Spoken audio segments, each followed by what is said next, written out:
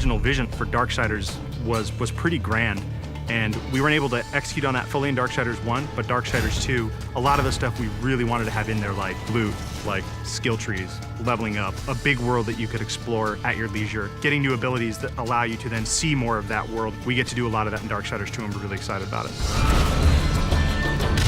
When we were coming up with the loot for the game, we had a lot of fun. We knew the weapon types and the armor and stuff that Death would wear, but obviously we want to have a lot of variety and allow people to really make their guy look different from their friends. Let me tell you about loot. It's the best new feature we're adding to Darksiders 2. You get to pick whatever gear you want to use. Do you want to use a heavy axe? Do you want to use a faster set of claws?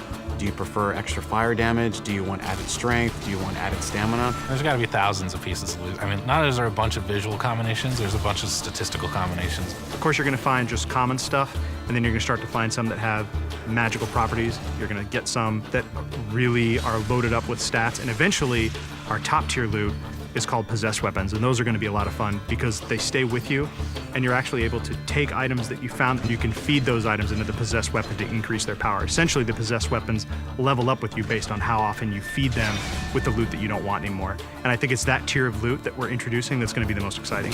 In Darksiders 2, we've got a skill tree. There are two major sides. You've got the Necromancer side and the Harbinger side. The Harbinger is more warrior-based, melee, in-your-face, hand-to-hand combat, weapon-based combat. Necromancer is your spellcaster. Your big nukes, fire, arcane, lightning, all that cool stuff. There's certainly not a chance to just stand in one place in Darksiders 2. The characters are more aggressive in this game. They're kind of up on top of you very quickly. So one, you have to think a lot quicker than you did on the first one.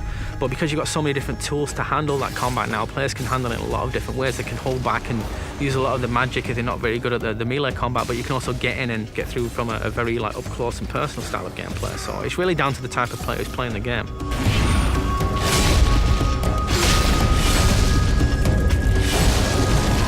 It's absolutely worth playing the game for the second time. We hold back some of our really, really high-end, powerful loot items for the second read-through. There are quests that are going to force you to explore the world into nooks and crannies you didn't even know existed, and to go down through some pretty serious content. And some are funny, some are serious, but there's a lot to see. It sort of harkens back to the elements that were special in old school games. That's what we really wanted to pack into Darksiders 2. We want people to sense our passion. It's a game made for gamers by gamers.